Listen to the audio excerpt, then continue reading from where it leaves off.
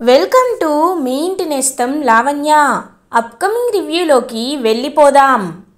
రాజు వాళ్ళ ఇంటికి వచ్చిన రూప బంటి తన కన్న కొడుకు అని, రాజు తనని అపార్థం చేసుకున్నాడు అని అర్థం చేసుకుంటుంది కదా.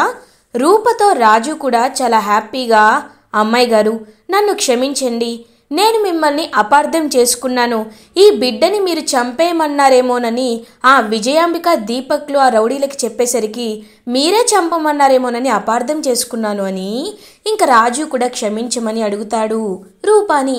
రూప, రాజు నువ్వు నన్ను అలా అడగకూడదు అని బంటి వైపు ప్రేమగా చూస్తూ బంటిని హక్ చేసుకుంటుంది రూప. రాజు రూపలు హ్యాపీగా ఇంకా కలిసిపోతారు. ఇదంతా విండోలో నుంచి చూస్తూ విజయాంబిక అండ్ దీపక్ అయితే చాలా కోపంతో రగిలిపోతూ ఉంటారు. మమ్మీ, మనం ఏం చూడాలనుకుంటున్నాం, ఏం చూస్తున్నాం? ఇప్పుడు వీళ్ళు చేసే పని మావయ్య దగ్గరికి రావడమే. ఒక్కసారి మావయ్యకి నిజం తెలిస్తే మనల్ని భూమిపై మావయ్య ఉంచడు మమ్మీ. ఇప్పుడు ఏం చేయాలి అని అడుగుతాడు దీపక్. రేయ్, ఎందుకురా కంగారు పడుతున్నావు? ఇలాంటి వాటిల్లో నేను ఎంత జాగ్రత్తగా ఉంటానని నీకు తెలీదా? ఆల్రెడీ ఆ జీవన్ గాడికి ఫోన్ చేశాం కదా, వాడు వస్తూనే ఉన్నాడు, నువ్వేమీ కంగారు పడద్దు అని అంటుంది విజయాంబిక. రూప రాజు అండ్ ఫ్యామిలీ మెంబర్స్తో, సరే ఇప్పుడు మనం చేయాల్సిన పని ఈ విషయాన్ని వెంటనే నాన్నతో చెప్పాలి, నాన్న అర్థం చేసుకుంటారు, ఇంకా మన లైఫ్లో ఎలాంటి కష్టాలు లేనట్టే, రండి అని చెప్పి ఇంకా పాపం రూప తీసుకువెళ్తూ ఉంటుంది. త్వరగా రండి, నేను తాతయ్యని చూడాలి, అందరూ రండి అని చెప్పి ఇంకా బంటి అందరికంటే ముందే పాపం పరిగెట్టుకుంటూ వెళ్తూ ఉంటాడు. ఇంకా ఫ్యామిలీ మెంబర్స్ అందరూ కూడా బంటి వైపు చాలా ప్రేమగా చూస్తూ ఉంటారు. కరెక్ట్గా అదే టైంకి ఒక కిడ్నాప్ వ్యాన్ వచ్చి బంటిని అలా ఇంకా కిడ్నాప్ చేసి తీసుకువెళ్ళిపోతుంది. ఒక్కసారిగా ఫ్యామిలీ మెంబర్స్ అందరూ షాక్ అయిపోతారు. పాపం రూప ఇంకా వెంటనే బంటి బంటి అని చెప్పి వెనకాల పరిగెడుతూ ఉంటుంది. రే త్వరగా వెళ్ళరా అని అప్పలనాయుడు చెప్పేసరికి ఇంకా తన బైక్పై బయలుదేరుతాడనమాట రాజు. అమ్మాయి గారు త్వరగా రండి అని అంటాడు రాజు. ఇంకా రూప కూడా రాజు బైక్పై అలా ఇంకా స్పీడ్గా బయలుదేరుతుంది. ఇంకా వ్యాన్ అయితే వీళ్ళు ఫాలో చేస్తూ ఉంటారు. పాపం కిడ్నాప్ అయిన బంటి నన్ను వదలండి వదలండి అని చెప్పి గింజుకుంటూ ఉంటాడు. ఏయ్, ఇంకొకసారి అరిచావో ప్రాణం తీసేస్తా, సైలెంట్గా ఉండో అని అంటారు. ఇంకా పాపం అలా బంటినైతే కిడ్నాప్ చేసి ఒక అడవి లాంటి ప్లేస్కి అయితే తీసుకువెళ్తారు జీవన్. దీపక్ అండ్ విజయాంబిక కూడా ఫాలో అవుతూ ఉంటారు జీవన్ వాళ్ళ వెహికల్ని. అలా ఇంకా జీవన్ వాళ్ళ వెహికల్ని చూస్తూ ఉంటారు. అప్పుడే కరెక్ట్గా ఇంకా జీవన్ అయితే అలా బంటిని తీసుకువెళ్తుంటే పాపం బైక్ ఆపేసి వెంటనే ఇంకా అలా పరిగెట్టుకుంటూ వెళ్తూ ఉంటాడు రాజు అండ్ రూప. రాజు అలా పరిగెత్తే ప్రాసెస్లో కింద పడిపోతాడు. వెంటనే ఇంకా రాజు నీ దగ్గరికి వస్తుంది రూప. రాజు నీకేం కాలేదు కదా రాజు అని అంటుంది. లేదమ్మాయి గారు, ఇది అడవిలా ఉంది, వీడు ఎటు తీసుకువెళ్ళాడో తెలీదు, మీరు అటు వెళ్ళి వెతకండి, నేను ఇటు వెళ్ళి వెతుకుతాను అని ఇంకా రాజు ఒకవైపు వెళ్ళి వెతుకుతూ ఉంటాడనమాట. ఇంకా అలా వెతుకుతున్నప్పుడు ఒక పాడుబడిన ఇల్లు లాంటిది కనబడుతుంది రాజుకి. ఏంటి ఇంత అడవిలో ఈ ఇల్లు ఉంది, అసలు ఇక్కడే దాచిపెట్టారా అని ఇంకా అలా చూస్తూ ఉంటాడనమాట. వెంటనే రాజు ఇంకా అలా తను విండోని క్లీన్ చేసి చూసేసరికి ఒక్కసారిగా రాజు షాక్ అయిపోతాడు. ఎందుకంటే ఆ ఇంట్లో మందారం ఉంటుంది. మందారంకి ట్రీట్మెంట్ జరుగుతూ ఉంటుంది. రాజు అది చూసి తన్ని తానే నమ్మలేకపోతూ షాక్లో ఉండిపోతాడు. వెంటనే ఇంకా అమ్మాయి గారు అని గట్టిగా అరుస్తాడు. రూప పరిగెత్తుకుంటూ రాజు దగ్గరికి వస్తుంది. రాజు ఏమైంది రాజు అని అడుగుతుంది. అమ్మాయి గారు నాతో రండి అని ఇంకా లోపలికి తీసుకువెళ్తాడు రాజు. ఇంకా లోపలికి తీసుకువెళ్ళి చూసేసరికి ఒక్కసారిగా రూప కూడా షాక్ అయిపోతుంది. మందారం మందారం నువ్వేంటి ఇక్కడ అని చెప్పి అడుగుతారు. ఇంకా పాపం మందారం అయితే అలా చూస్తూ ఉంటుంది. అక్కడే ఉన్న రాఘవ ఇంకా వీళ్ళ వైపు రాజు అండ్ రూప వైపు చూసి షాక్ అయిపోతాడు. మీరు ఇక్కడున్నారేంటి బాబు? బాబు మీ గురించి వెతకని చోటు లేదు, అడగని ఊరు లేదు, మీ గురించే ఎప్పటి నుండో తెలుసుకోవాలని ప్రయత్నిస్తున్నాను రాజుబాబు, కానీ మీరు ఎక్కడున్నారో తెలీదు అని అంటాడు రాఘవ. రాఘవ, నేను చూస్తున్నది నిజమేనా? మందారం బ్రతికే ఉందా అని అడుగుతాడు రాజు. అవును బాబు, ఆ రోజు చనిపోయింది అని అనుకున్నాం. తనని మేము తీసుకువెళ్తే తన నాడి చూసి బ్రతికే ఉందని మాకు అక్కడున్న వాళ్ళు చెప్పారు. అందుకే వెంటనే తన్ని తీసుకువచ్చి వైద్యం అందిస్తున్నాం. తను అప్పుడప్పుడు కళ్ళు తెరుస్తుంది, మళ్ళీ కళ్ళు మూసుకుంటుంది. తను ఎప్పుడు బయటికి వస్తుందో, కోమాలోంచి ఎప్పుడు రాదో తెలియట్లేదు. అందుకే ఈ నాటు వైద్యుడి దగ్గరికి తీసుకువచ్చాం అని చెప్తాడు రాఘవ. ఇంకా రూప పాపం మందారం దగ్గరికి వస్తుంది. మందారం అని రూప ఇంకా మందారం వైపే చూస్తూ ఉంటుంది. ఇంకా అలా కరెక్ట్గా మందారం అయితే కళ్ళు తెరుస్తుంది. కళ్ళు తెరిచిన మందారాన్ని చూసి ఒక్కసారిగా షాక్ అయిపోతారు రాజు అండ్ రూప. ఇంకా వెంటనే మందారం రాజన్న అని అంటాడు. మందారం, నిన్ను చూస్తుంటే నాకు చాలా చాలా సంతోషంగా ఉంది. అమ్మా, నువ్వు బ్రతికే ఉన్నావని తెలుసుకొని నేను చాలా సంతోషంగా ఉన్నాను. అసలు ఏం జరిగింది అని అడుగుతాడు పాపం రాజు. అన్నా, నేను మోసపోయింది ఆ దీపక్ వల్లే. దీపక్ నన్ను మోసం చేశాడు అని, జరిగిందంతా ఒక హత్య చేయబడ్డానని, ఇంకా మొత్తం అది చూశానని, అవన్నీ ఇంకా నిజాలన్నీ చెప్పేస్తుందనమాట మందారం. ఒక్కసారిగా రూపాయన్ రాజు షాక్ అయిపోతారు. ఇంకా వెంటనే ఆ దీపక్ విజయాంబికలు ఇంతలా కర్కశానికి పాల్పడతారని నేను ఊహించలేదు. ఇప్పుడే పెద్దయ్య గారికి నిజం చెప్పి వాళ్ళని చంపేమని చెప్తాను అని ఇంకా రాజు అండ్ రూప ఇద్దరు సూర్యప్రతాప్ దగ్గరికి బయలుదేరుతారు. బయటికి వచ్చి చూసేసరికి అక్కడ దీపక్ అండ్ విజయాంబిక ఉంటారు. ఒక్కసారిగా రూపరాజు ఆగిపోతారు. ఏంటి, మా గురించి ఇప్పుడు వెళ్ళి నిజం చెప్తారా? నిజం చెప్తే మేము చెప్పనిస్తామా? అయినా ఏమనుకుంటున్నావు మా గురించి? నిన్ను ఇక్కడే చంపడానికే ప్లాన్ వేశాను. బంటిని తీసుకురా జీవన్ అని అంటారు. ఇంకా జీవన్ అలా బంటిని తీసుకువస్తాడు. ఇంకా బంటి అయితే పాపం నాన్న అని అంటాడు. బంటి, నువ్వేమీ భయపడద్దు. వీళ్ళు చాలా సిల్లి రౌడీలు. నేను వీళ్ళని హ్యాండిల్ చేస్తాను. నువ్వు భయపడద్దు అని ఇంకా వాళ్ళందరినీ బాగా కొడుతూ ఉంటాడనమాట రాజు. ఇంకా అలా అందరినీ కొట్టి విజయాంబిక అండ్ దీపక్ దగ్గరికి వస్తాడు రాజు. మిమ్మల్ని బ్రతకనివ్వకూడదు మిమ్మల్ని అని ఇంకా రాజు గట్టిగా కొడతాడనమాట దీపక్ అండ్ విజయాంబికని. నో అని గట్టిగా అరుస్తుంది విజయాంబిక. అప్పుడే ఇంకా పక్కన దీపక్ వచ్చి మమ్మీ ఏమైంది, ఎందుకు అరుస్తున్నావు అని అడుగుతాడు. ఇంక వెంటనే ఒక్కసారిగా ఉలిక్కి పడుతుంది విజయాంబిక. రూపారాజులు కలిసిపోయినట్లు రూపారాజుల కొడుకు బంటిని కిడ్నాప్ చేస్తే రాజు మందారాన్ని తన కళ్ళారా చూసినట్లు విజయాంబిక కలగంటుంది. ఇదంతా విజయాంబిక డ్రీమ్ అన్నమాట. దీపక్, ఏమైంది మమ్మీ? ఇందాకటి నుండి చూస్తున్నాను, వద్దు అంటున్నావు, మమ్మల్ని ఏమీ చెయ్యొద్దు అంటున్నావు, నీకేమైనా కలొచ్చిందా అని అడుగుతాడు దీపక్. అవునరా, చాలా పెద్ద పీడకలే వచ్చింది.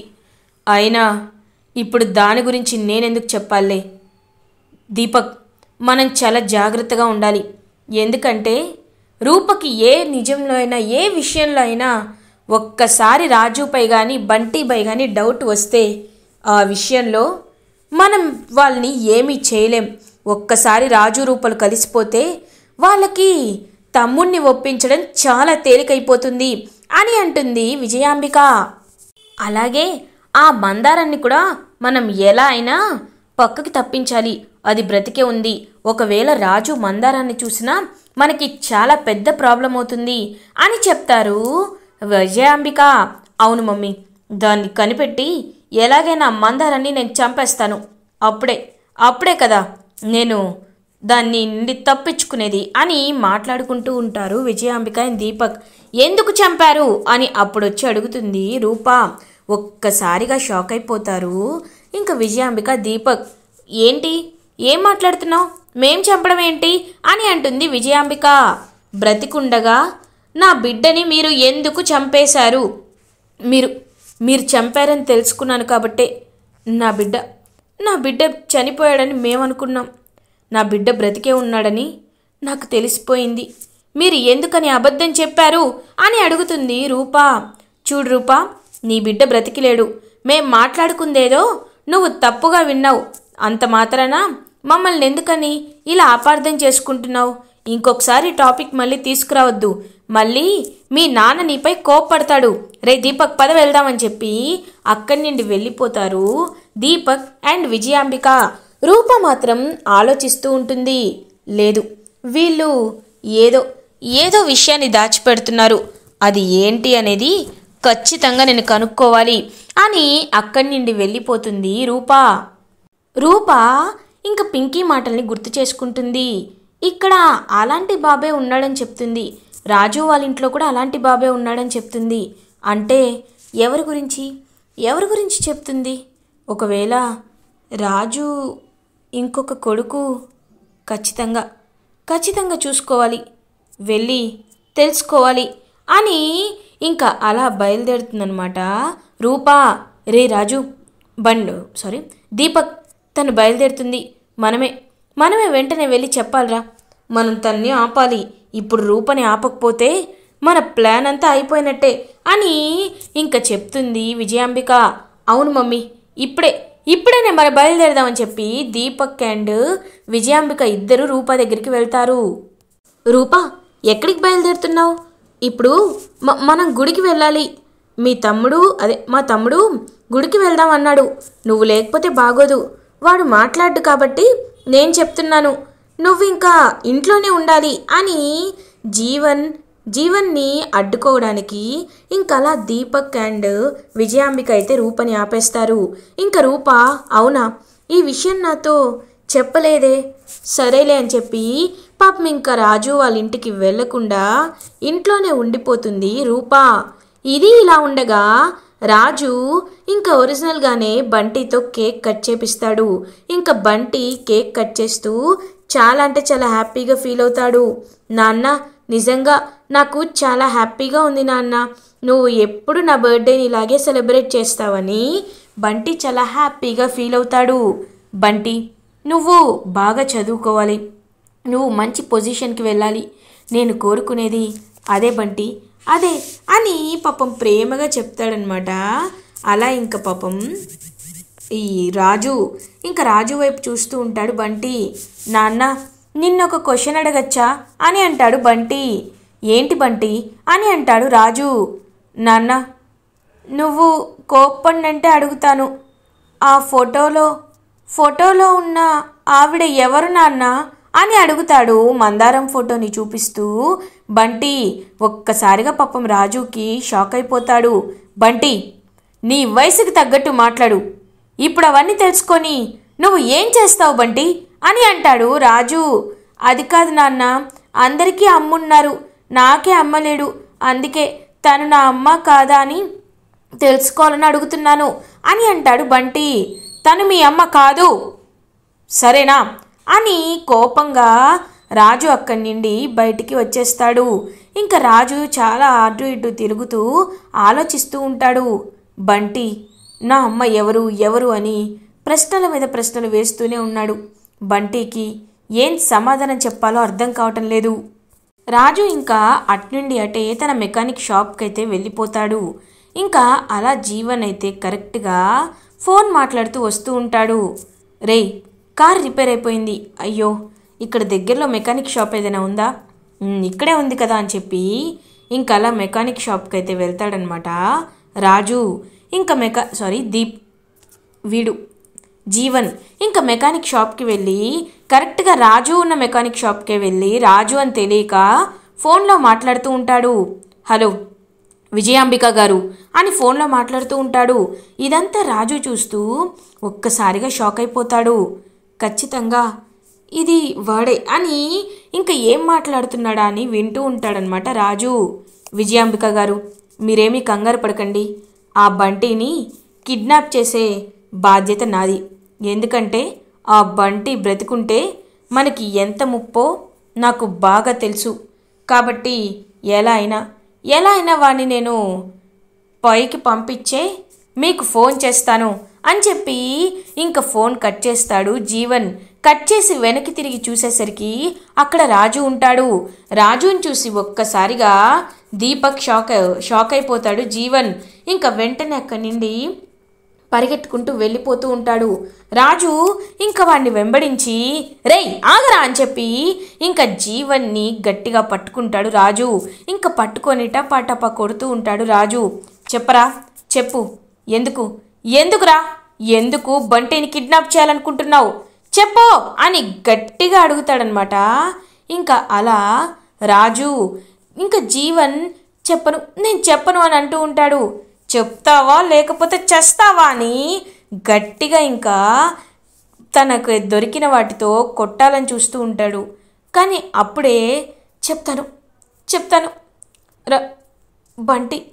బంటిని నీ బిడ్డ అని తన్ని చంపేయాలని విజయాంబిక దీపక్కే నాతో కలిసి ప్లాన్ వేశారు.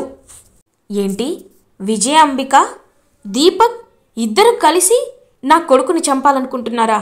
ఎందుకో అని అడుగుతాడు రాజు. ఎందుకంటే వాడు రూపని పెళ్లి చేసుకోవాలనుకుంటున్నాడు కాబట్టి, వాడికి రూప అంటే ఇష్టం కాబట్టి, ఆస్తంతా వాళ్ళు దక్కించుకోవాలని, రూపని వాడు పెళ్లి చేసుకోవాలని నిన్ను రూపని కూడా వాళ్ళు దూరం చేశారు అని చెప్తాడు జీవన్. రాజు ఒక్కసారిగా షాక్ అయిపోతాడు. ఇంకా అలా అంటే అమ్మాయి గారు ఆ రోజు నా బాబుని చంపాలనుకోలేదా అని అడుగుతాడు. లేదు, అదంతా వాళ్ళు ఆ దీపక్ విజయాంబికనే మొత్తం సృష్టించారు అని చెప్తారు. ఇంకా ఒక్కసారిగా రాజు రా అని ఇంకలా కాలర్ పట్టుకొని ఈ జీవన్ని కూడా సూర్యప్రతాప్ వాళ్ళ ఇంటికి తీసుకువెళ్తాడు. సూర్యప్రతాప్ ఒక్కసారిగా రాజుని చూసి ఏయ్ ఎందుకు వచ్చావురా నా ఇంటికి అని అడుగుతాడు సూర్యప్రతాప్. పెద్దయ్యా, మీరు నిజాలు తెలుసుకోవాలి పెద్దయ్యా, అందుకే వీళ్ళని మీ దగ్గరికి తీసుకువచ్చాను అని చెప్తాడు. ఏం నిజాలు అని అడుగుతాడు సూర్యప్రతాప్. వీడు కావాలనే మీ ఇంట్లో ఉన్న ఆ విజయాంబిక దీపక్లు కావాలనే ఇదంతా చేశారు. నా రూపని నాకు దూరం చేశారు. ఇప్పుడు మా వారసుడైన మా బంటిని కూడా చంపాలని ప్రయత్నిస్తున్నారు అని ఇంకా అన్ని నిజాలు చెప్తాడనమాట రాజు. ఒక్కసారిగా షాక్ అయిపోతాడు సూర్యప్రతాప్. ఏయ్ వీడు చెప్తుంది నిజమేనా అని గట్టిగా అడుగుతాడు సూర్యప్రతాప్. జీవన్ ఒక్కసారిగా షాక్ అయిపోతాడు. ఇటు వీళ్ళు కూడా చూస్తూ ఉంటారనమాట దీపక్ అండ్ విజయాంబిక. ఇప్పుడు వీడేం చెప్తాడు అని ఆలోచిస్తూ ఉంటారు.